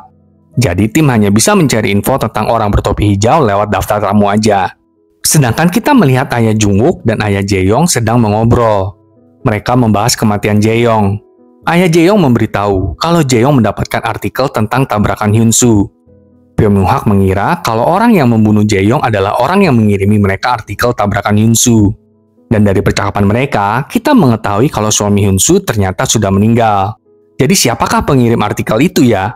Keesokan harinya, Pyo Myung-hak mengajak Kapten Jung untuk bertemu. Pyo Myung-hak lalu memberikan sebuah kasus untuk Kapten Jung selidiki. Dan ternyata itu adalah kasusnya Jae-yong. Malam harinya, saat Yunho dan Sohee menginterogasi salah satu saksi, Sohee mendapatkan info kalau Donggi sepertinya sudah menemukan si orang bertopi hijau. Yunho lalu bergegas ke ruang santai. Tapi di tengah jalan, Yunho bertemu dengan orang bertopi hijau itu, dan kemudian mengikutinya. Ternyata orang itu adalah Kyung-soo, sahabat nonton. Tentu Yunho dan Kyung-soo saling mengenal karena kejadian tabrakan Hyun-soo di masa lalu. Dengan gelisah yang cukup berlebihan, Kyung-soo langsung menuduh Yunho kalau Yunho yang membunuh Jae-yong. Mendengar tuduhan itu, kebingunganlah kan si Yunho. Kyung-soo langsung pergi dengan truknya. Sohee kemudian menjemput Yunho dan mengatakan kalau Kyung-soo adalah tersangka mereka. Mereka pun mengejar truk Kyung-soo. Tapi di tengah pengejaran itu, Hyun-kyung menelepon memperingatkan Sohee untuk menjauh dari truk Kyung-soo. Karena dari CCTV ruang santai pengemudi truk, Hyun-kyung melihat ada seseorang yang memotong gesper gerigi truk Kyung-soo. Dan benar aja dong, rem truk Kyung-soo blong. Salah satu mobil yang diangkut pun terlepas dan menyebabkan kecelakaan. Polisi pun mendatangi truk Kyung-soo dari depan dan belakang. Namun akhirnya truk Kyung-soo terguling. Setelah truk pengangkut Kyung-soo terbalik, Sohee dan Yunho segera menolong Kyung-soo. Saat itulah Yunho melihat kalau Kyung-soo juga dikirimi artikel tentang tabrakan Hyun-soo di masa lalu. Keesokan paginya, tim TCI mendatangi Kyung-soo di rumah sakit dan memberitahunya kalau ada yang sengaja memotong gesper gerigi truk Kyung-soo. Berarti Kyung-soo dihilangkan dari daftar tersangka nih sahabat nonton, karena dia juga korban. Yunho lalu berbicara berdua dengan Kyung-soo, menanyakan apa ada yang Kyung-soo sembunyikan, sembari menyodorkan artikel tabrakan Hyun-soo. Kyung-soo akhirnya cerita kalau bukan hanya dirinya yang mendapatkan artikel tabrakan Hyun-soo, tapi Jae-yong, Jung-wook, serta ayah Jung-wook juga mendapatkan artikel itu. Saat sampai di kantor polisi, Yunho menanyakan kepada Donggi, siapa pria bertopi hijau yang bersama Donggi kemarin malam. Donggi jawab, oh, itu supir truk juga. Dia yang bantuin aku buat mencari Kyung-soo. Mendengar itu, Yunho membuat eksperimen. Yunho berdiri di bawah lampu dan mengenakan sebuah topi. Dari jauh, tim TCI diminta untuk menebak warna topi yang dikenakan oleh Yunho. Mereka menebak Yunho menggunakan topi berwarna hijau. Tapi saat mereka mendekati Yunho, ternyata topi yang Yunho gunakan berwarna biru. Berarti mereka nggak bisa mencari pelaku hanya berdasarkan warna topinya. Karena bisa aja Cho Ik-wan juga salah melihat warna topi akibat pantulan cahaya. Pagi harinya, tim TCI mulai membahas tentang kecelakaan truk. Selain Nam Jae-hoon dan Kyung-soo, ada dua korban lainnya yang bernama So In-bum dan Nam Kwang-ryul. Ternyata semuanya berada di bawah perusahaan CY Logistik. CEO-nya bernama Kang Chang-sok. Dapat dikatakan kalau Kang Chang-sok ini sebenarnya adalah penipu perusahaan angkutan gitu. Sohee dan Yunho mendatangi So In-bum untuk menanyakan perihal kecelakaan yang pernah dialaminya di masa lalu dan menunjukkan foto korban lainnya yang mengalami kejadian serupa. Begitu juga dengan Donggi dan Hyun-kyung. Mereka mendatangi Nam Kwang-ryul. Tapi tim tidak mendapatkan informasi apapun. Karena sepertinya para supir truk menyembunyikan sesuatu, tapi nggak mau bicara. Yunho dan Sohee mendatangi Kyung-soo, tapi Kyung-soo pun nggak mau bicara. Harapan mereka hanyalah Nam Jae-hoon. Sedangkan di tempat lain, Donggi dan Hyun-kyung mendatangi Kang Chang-sok dan menanyakan tentang para supir truknya yang mengalami kecelakaan. Tapi Kang Chang-sok terus mengatakan kalau dirinya memperlakukan semua supir truk dengan baik. Gak sampai di sana, Donggi dan Hyun-kyung juga menguping. Seorang supir truk sedang berdebat dengan Kang Chang-sok. Jadi Kang Chang-sok menginginkan para supir truknya untuk menandatangani kontrak kerja, yang isinya supir truk harus melebihkan beban pada truknya sendiri. Dan kalau terjadi kecelakaan yang disebabkan oleh hal itu, perusahaan truk Kang Chang-sok nggak akan bertanggung jawab. Supir truk itu adalah supir truk yang kemarin itu membantu Donggi mencari Kyung-soo. Donggi menyarankan agar supir truk itu melaporkannya kepada polisi. Tapi percuma, karena nggak ada kekerasan atau bukti pengancaman dari pihak Kang Chang-sok. Nam Jae-hoon juga menceritakan hal serupa tentang bagaimana semua supir truk menandatangani kontrak itu. Tapi ya para supir truk nggak punya pilihan kecuali menyetujuinya. Nam Jae-hoon dan 4 orang temannya menuntut Kang Chang-sok atas kontrak yang nggak adil itu. Tapi Kang Chang-sok malahan menuntut balik para supir truk. Akhirnya, para supir truk menyerah. Dan salah satunya bernama So Young-chul bunuh diri. Dari antara 5 supir truk yang menuntut Kang Chang-sok, masih ada 1 supir truk yang tidak mengalami kecelakaan, yang bernama Woo Gil-sun. Dan ternyata itu adalah ayah Donggi dong sahabat nonton. Hyun-kyung memberitahu Yunho dan Sohee kalau putra So Young-chul yang bernama So Dong-woo adalah pelakunya, untuk membalas dendam kepada orang-orang yang menyebabkan kematian ayahnya. Saat Hyun-kyung melacak lokasi keberadaan So Dong-woo dan Woo Gil-sun, Mereka berada di lokasi yang sama. Donggi, Sohee, dan Yunho pun bergegas ke lokasi itu. Donggi akhirnya bertemu dengan ayahnya Woo Gil-sun. Tim menanyakan apakah Woo Gil-sun baru aja bertemu dengan So Dong-woo. Ayah Donggi menjawab iya benar. Kenapa? Sohee menjelaskan kalau sekarang timnya sedang mencari So Dong-woo dan menanyakan apa yang mereka bicarakan. Ternyata So Dong-woo itu adalah pria yang membantu Donggi mencari Kyung-soo dong, si topi biru. So Dong-woo mengatakan kepada Woo Gil-sun, kalau terjadi apa-apa dengannya, tolong sering-seringlah mengunjungi makam ayahnya. Dan sebelum pergi, So Dong-woo mengatakan kalau hanya Woo Gil-sun aja yang meminta maaf kepada ayahnya sewaktu dulu. Mendengar cerita Woo Gil-sun, tim TCI langsung mengejar So Dong-woo. Ternyata So Dong-woo mendatangi Kang Chang-sok yang sedang menyetir mobil. Dan So Dong-woo menabrak mobil Kang Chang-sok dengan truknya. So Dong-woo yang sangat marah menarik Kang Chang-sok keluar dari mobilnya dan memukulinya. Tapi Hyun Kyung datang tepat waktu dengan motornya dan memisahkan keduanya. Hyun Kyung pun dengan mudah menangkap So Dong-woo.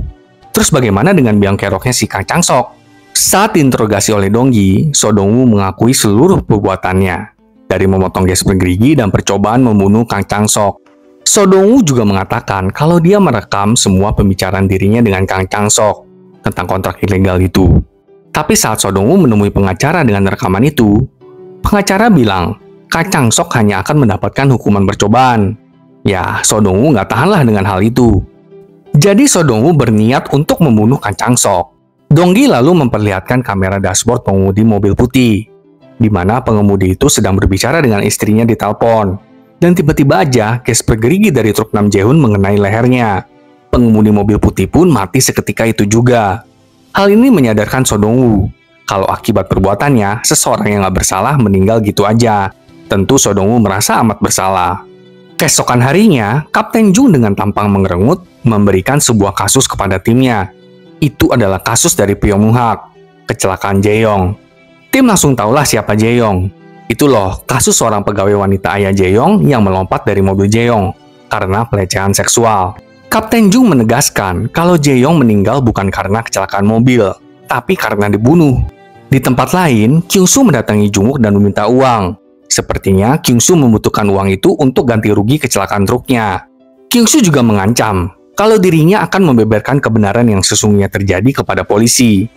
Yunho kemudian menemui Kapten Jung dan menceritakan kalau dirinya mendapatkan surat yang isinya artikel kecelakaan Yun-soo. Dan yang mendapatkan surat itu, Yunho, Jae-yong, Kyung-soo, Jung-wook, Komisaris Jenderal Pyo Myung-hak, dan bahkan ayah Hyun-soo. Yunho berpikir kalau bisa aja kasus Jae-yong ini diserahkan kepada Kapten Jung karena kematian Jae-yong dan kasus Hyun-soo berkaitan. Yunho juga menceritakan kalau dirinya melihat mobil hitam yang terekam saat kecelakaan Jae-yong di ruang santai supir truk kemarin itu, saat dirinya berbicara dengan Kyung-soo. Yunho berpikir kalau pembunuh Jae-yong bisa aja mengincar Kyung-soo. Sementara itu, Pyo Myung-hak dan ayah Jae-yong sedang minum-minum bersama dengan para wanita. Saat itu, Tae-ju masuk dan memberitahu mereka kalau dari CCTV terekam, ayah Yun-soo lah penguntit Jae-yong malam sebelum Jae-yong kecelakaan. Malam harinya, kita melihat Kapten Jung menonton rekaman CCTV pada saat Jae-yong kecelakaan. Dan pengemudi mobil hitam itu adalah seseorang yang menggunakan tongkat. Tapi sebelum kita semua mengira itu adalah ayah Hyun-soo, kita melihat kalau Kapten Jung juga mempunyai tongkat dong. Nah loh.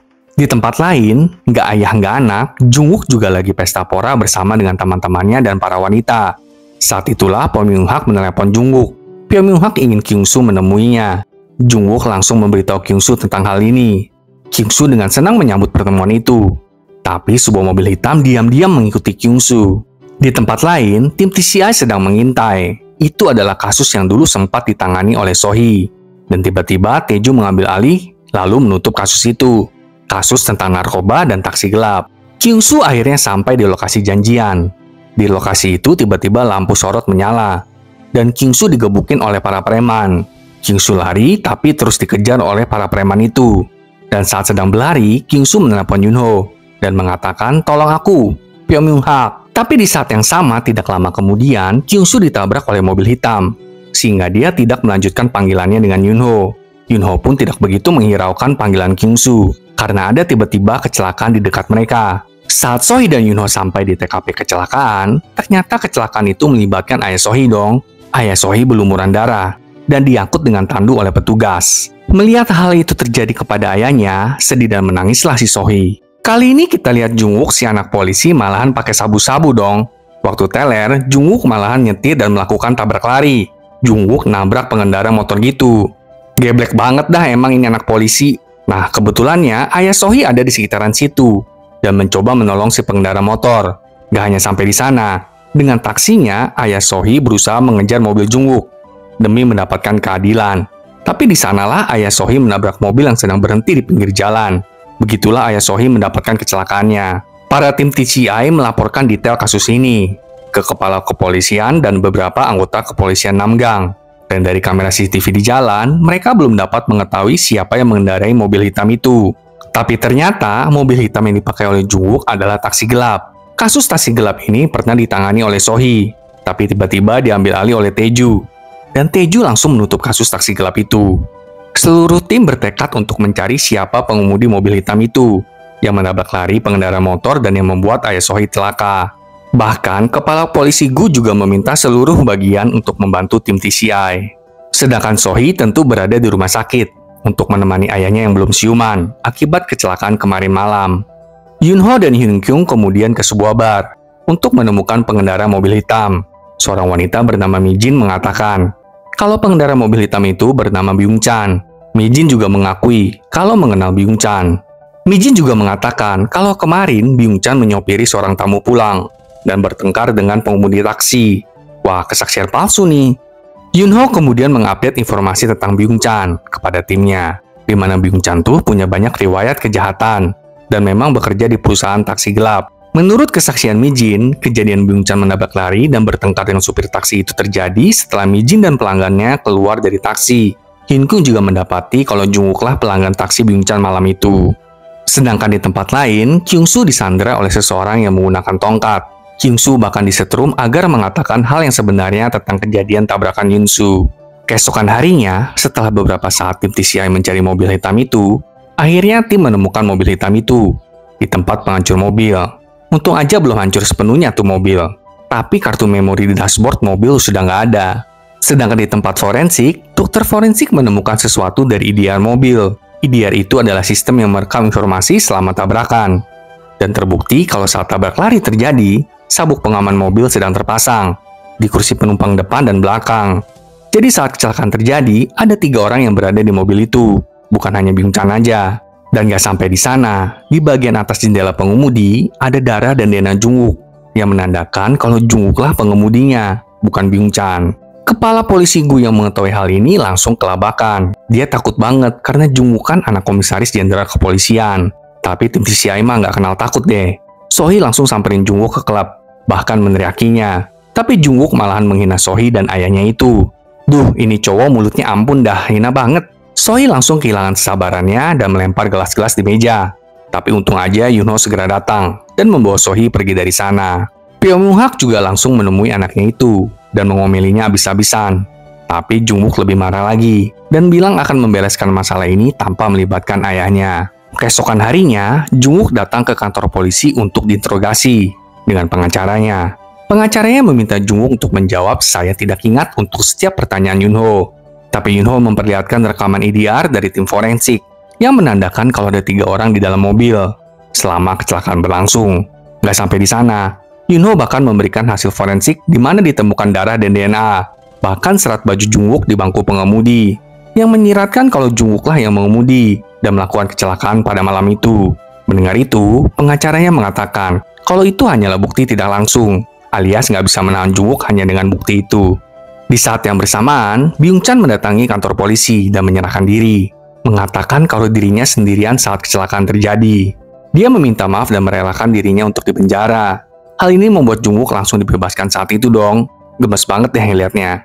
Kepala polisi yang mengetahui hal ini pun meminta tim TCI untuk menutup kasus tabrakan ini, karena kan Byung-chan udah ngaku. Saat melihat Sohee frustasi karena nggak bisa menangkap pelaku di depan matanya sendiri, Yunho berjanji untuk menangkap Jungwook, karena Yunho juga punya urusan yang belum selesai dengannya. Yunho kemudian membawa Sohee ke rumahnya dan memperlihatkan sebuah skema. Itu adalah skema kecelakaan Yunho menabrak Yun-soo di masa lalu. Kyung-soo, Jungwook, dan Jae-yong adalah saksi mata kecelakaan Yunho.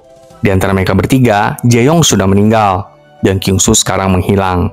Ternyata setelah kemarin itu Yunho mendapat telepon dari Kyung-soo, Yunho pergi ke rumah Kyung-soo dan mendapati dia nggak ada di rumahnya itu.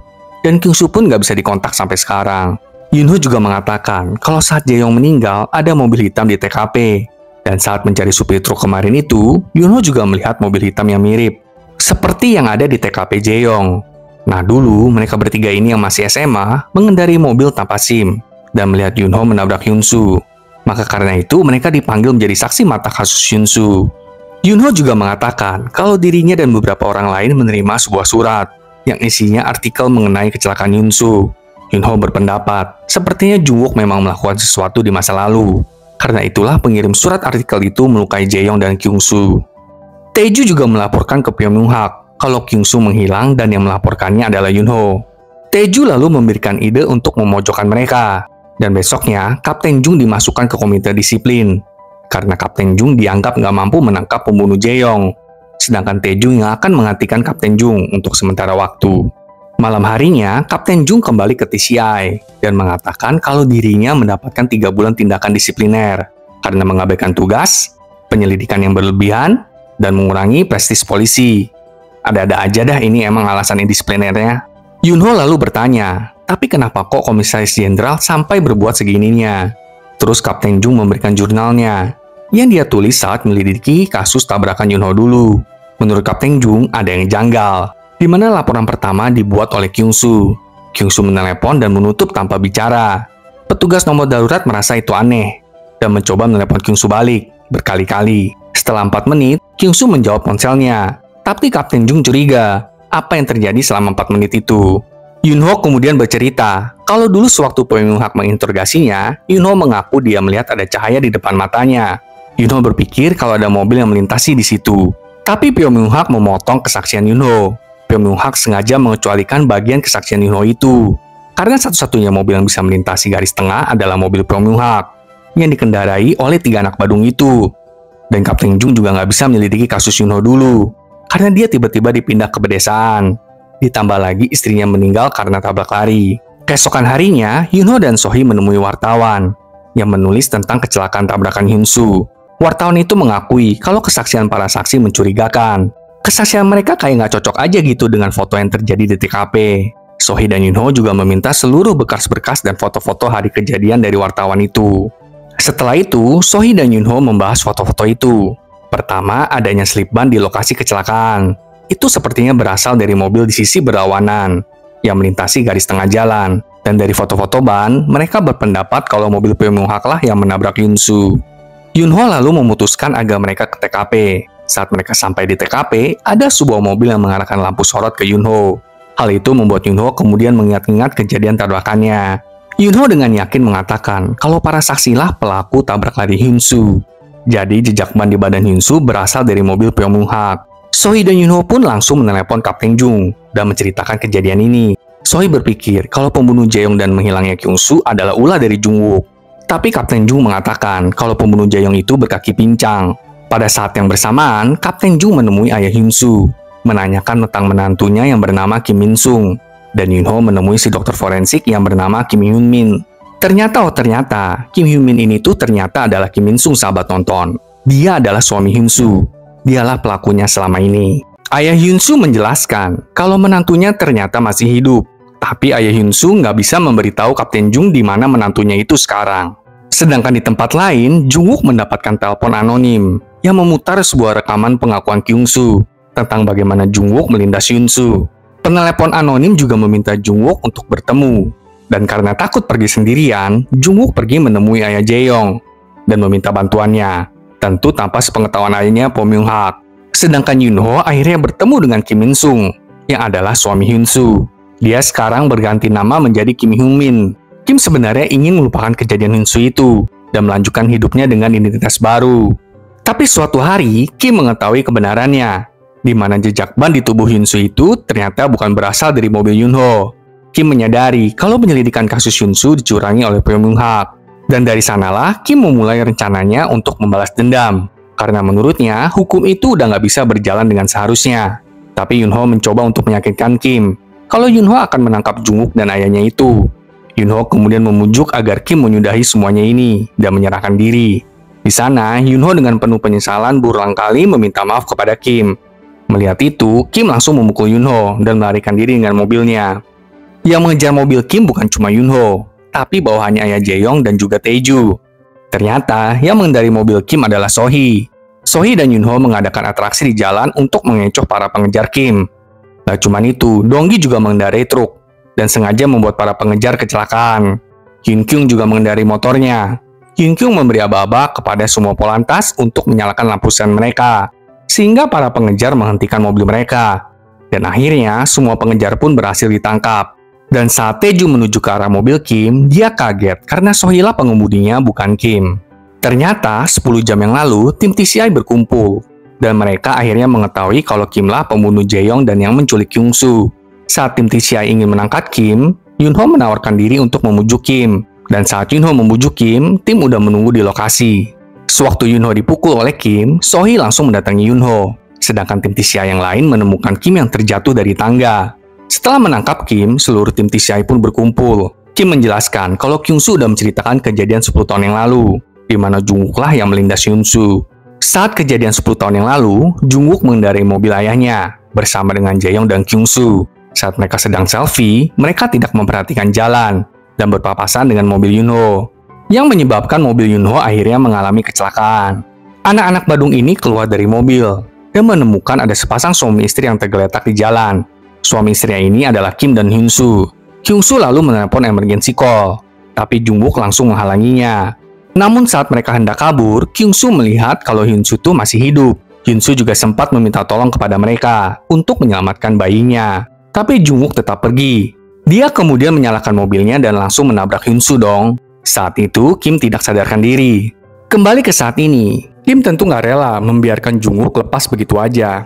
Sohee pun maju dan berjanji kalau dia akan menangkap Jungwook, apapun yang terjadi.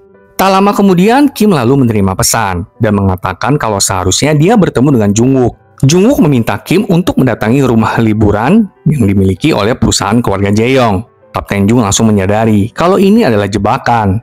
Saat itu, Tae-ju dan timnya mendatangi forensik untuk menangkap Kim.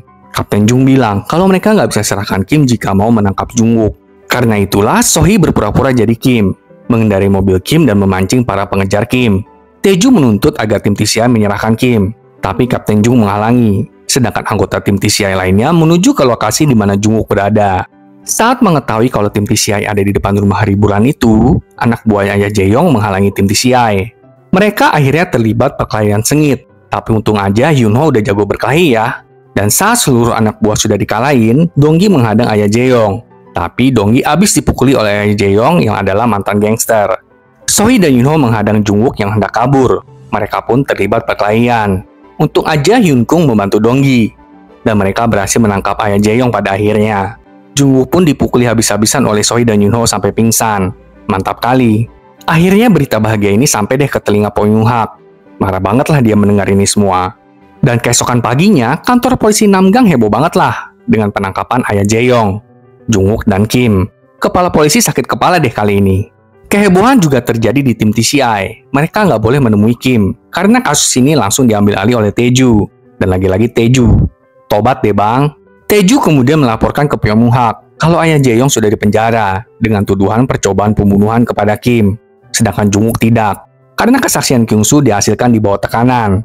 Makanya, kesaksian Kyung-soo menjadi tidak valid. Tim TCI juga berusaha mencari Kyung-soo, karena mereka membutuhkan kesaksian yang valid dari Kyung-soo. Tae-ju juga mencari keberadaan Kyung-soo. Tae-ju mengambil kamera dashboard mobil Kim, dan dari sana Tae-ju menghampiri sebuah tempat terbengkalai. Itu adalah tempat di mana kemarin Kim menyiksa Kyung-soo. Tapi Kyung-soo udah nggak ada di sana. Sedangkan di kantor polisi, pengacara Jungwook meminta agar tim TCI melepaskan Jungwook. Karena tim TCI nggak berhasil mendapatkan surat perintah penangkapan Jungwook. Tapi saat itu, Sohee masuk sembari membawa Kyung-soo. Di tempat terbengkalai yang didatangi Tae-ju, Sohee meninggalkan kartu namanya. Sorry ya Tae-ju, tim TCI duluan nih. Jadi ternyata 3 jam yang lalu, Donggi memberitahu kalau dia udah buat salinan kamera dashboard mobil Kim sebelum diambil sama Tae-ju. Langsunglah Sohee dan Hyun-kyung pergi ke TKP. Mereka menemukan Kyung-soo dan membawanya. Mantap jiwa. Kembali ke ruang interogasi, Kyung-soo mengatakan agar Jungwook menghentikan semua ini. Kyung-soo langsung mengatakan kalau Jungwook yang membunuh Hyun-soo. Jungwook langsung mencak-mencak deh nggak karuan. Akhirnya ya sahabat nonton, Jungwook ditangkap juga nih. Ayah Hyunsu, Choi Myung-hak, dan Taeju juga menonton berita ini. Gak cuma sampai di sana, seseorang dengan kreatif membuat sebuah video meme tentang Jungwook, di mana setelah Jungwook menabrak Hyunsu, Jungwook meminta bantuan ayahnya. Choi Myung-hak lalu menutup kasusnya dengan ngeframe Yunho. Di video itu juga dibongkar kelakuan busuk Jungwook. Mantap deh netizen kayak gini ya. Ternyata yang membuat video itu adalah wartawan yang dulu menulis tentang artikel kecelakaan Hyunsu.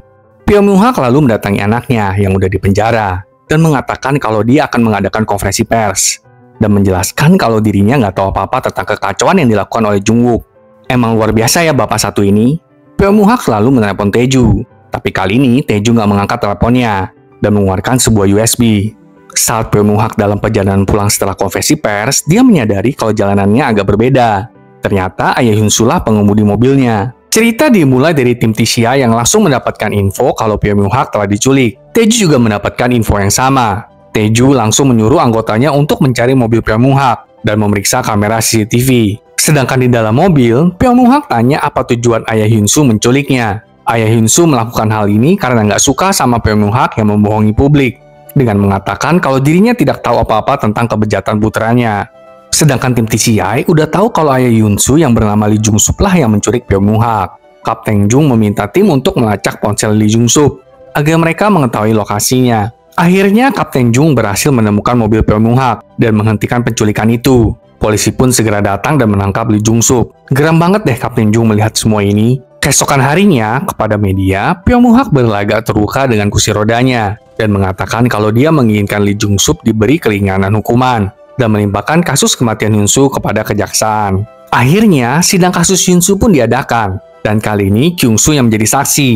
Kyung-soo bilang kalau Choi Myung-hak lah yang menyuruh dia untuk mengaku sebagai supir pada saat itu, dan akan menutup kasus ini rapat-rapat. Tapi pengacara Jungwook langsung menghempas Kyung-soo, dengan kejadian sewaktu Kyung-soo meminta uang kepada Jungwook kemarin itu, yang membuat Kyung-soo nggak bisa berkata-kata lagi. Karena hal itu, tim TCI harus mencari bukti langsung untuk membuktikan Jungwook dan Choi Myung-hak bersalah. Yunho mengatakan kalau mungkin ada bukti pada laporan analisis ban mobil saat itu. Tim kemudian berpikir untuk menemukan penulis dari laporan kejadian tersebut, yang bernama Ji Chang-wook. Sedangkan di pengadilan, jaksa menerima sebuah surat, lalu langsung memanggil Choi Myung-hak untuk bersaksi. Ternyata surat itu adalah permintaan dari Choi Myung-hak sendiri, kalau dirinya pengen menjadi saksi. Choi Myung-hak lalu memberikan sebuah berkas kepada jaksa, dan mengatakan kalau dirinya mendapatkan berkas itu dari anonim.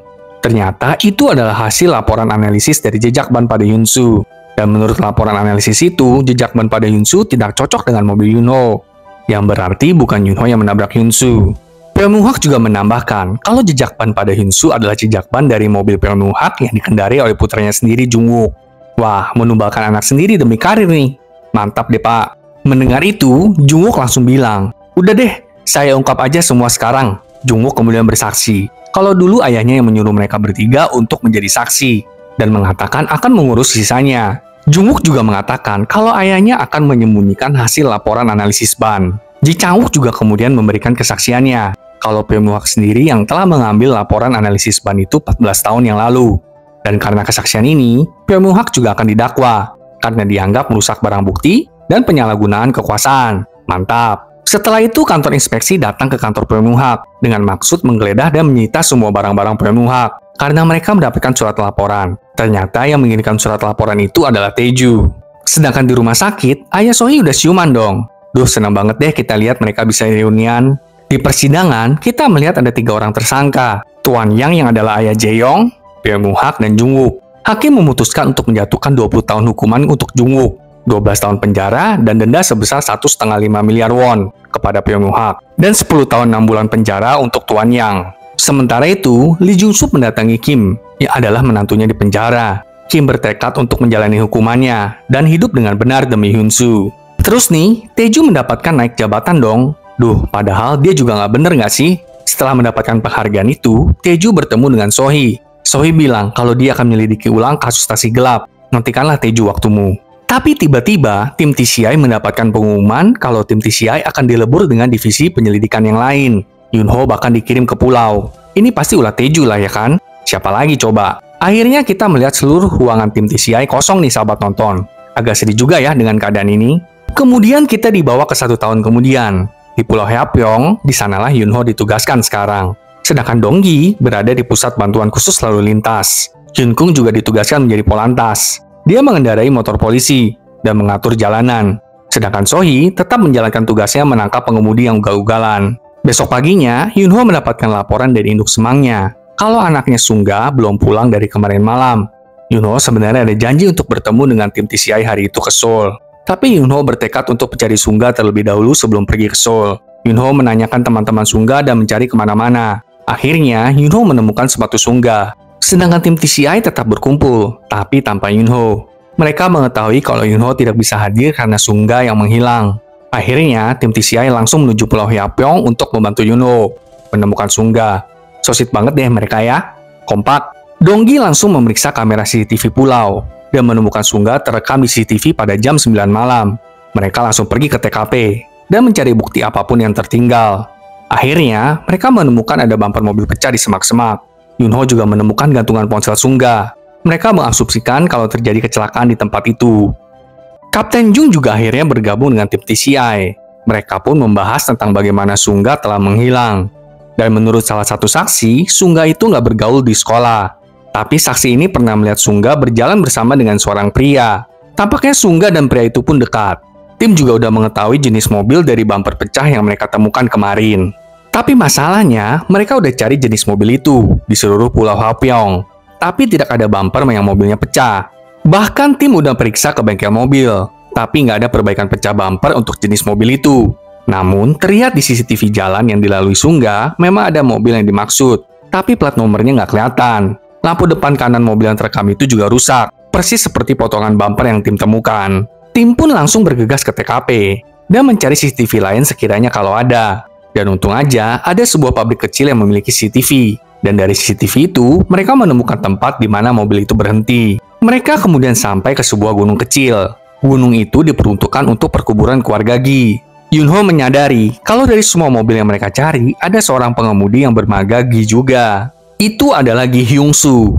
Tapi polisi setempat udah tanya ke dermaga kalau mobil Gi Hyung-soo nggak pernah keluar pulau sebelum atau sesudah Sungga hilang. Tim juga udah mengecek kalau kaca depan dan bumper mobil Gi Hyung-soo juga baik-baik aja. Yunho kemudian pergi menemui Gi Hyung-soo dan menanyakan alibinya. Tapi Gi Hyung-soo bilang kalau dia malam-malam itu ya tidur. Tanya aja ke seluruh warga pulau. Buset dah, nantangin banget bapaknya ini ya. Yunho kemudian bergegas ke kantor polisi dan meminta Donggi untuk mengecek nomor kendaraan Gi Hyung-soo.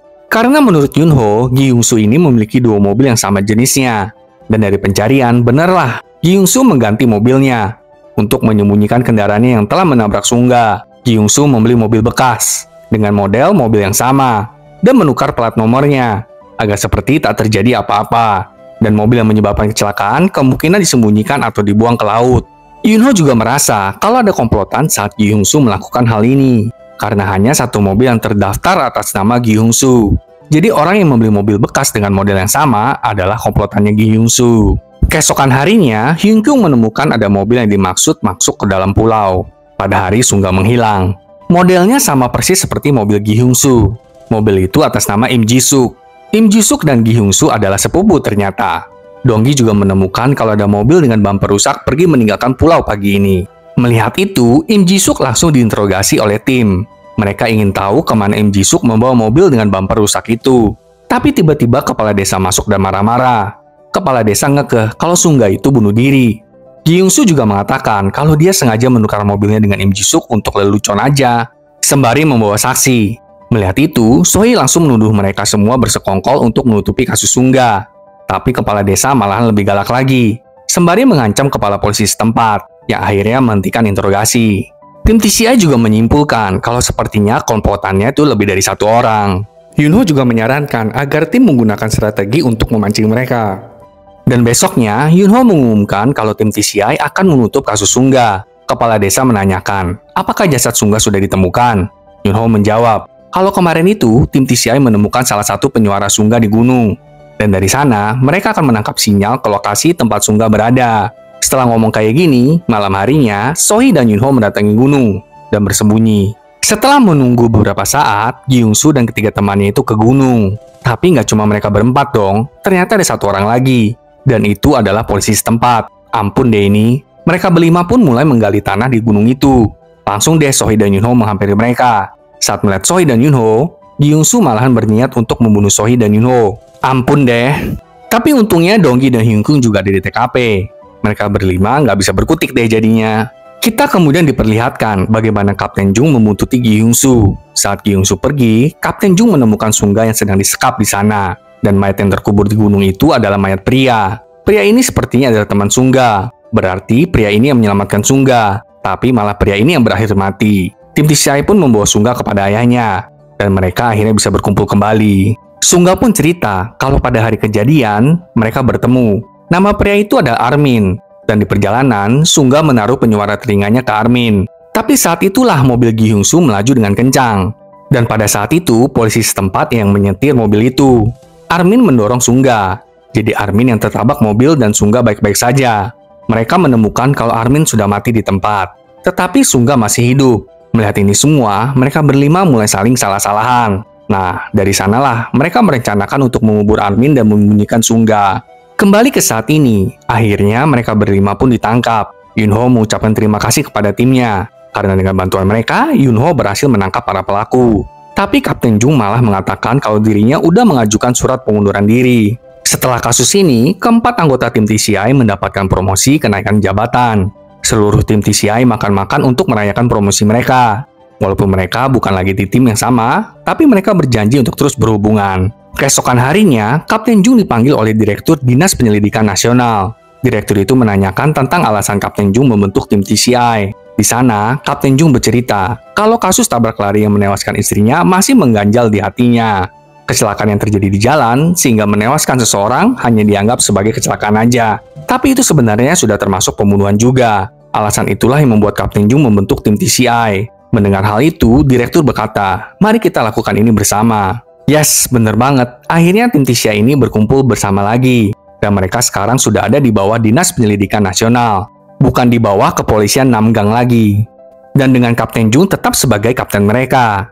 Tapi belum aja semua tim berkumpul, Yunho sudah mulai mengejar pengemudi yang ugal-ugalan. Gak cuman itu, Sohee akhirnya bertemu lagi dengan Taeju. Sohee mengatakan karena timnya sekarang berada di bawah Dinas Pendidikan Nasional, timnya jadi bisa aja membuka lagi kasus dingin yang udah lewat. Mantep banget nih, majulah kebenaran dan keadilan. Yunho juga masih mengunjungi kolumbarium Hyunsoo dan bertemu dengan Lee Jung-sup. Ayah Hyunsoo mengatakan kalau sekarang Yunho udah bisa bebas. Carilah pacar, berlibur, dan tertawalah. Dan mendukung Yunho untuk maju selangkah. Drama ini berakhir di sini, sahabat nonton. Yuk, mari yang masih suka menerobos lampu merah, yang suka ngebut-ngebut gak jelas, dan agresif saat mengemudi, yuk sama-sama bertobat. Kita harus saling menghormati dan saling menjaga, agar kita bisa kembali ke keluarga yang telah menunggu kita di rumah. Sampai jumpa di drama lainnya ya, sahabat nonton. Dan terima kasih sudah mengikuti drama ini dari awal sampai akhir. Sampai jumpa.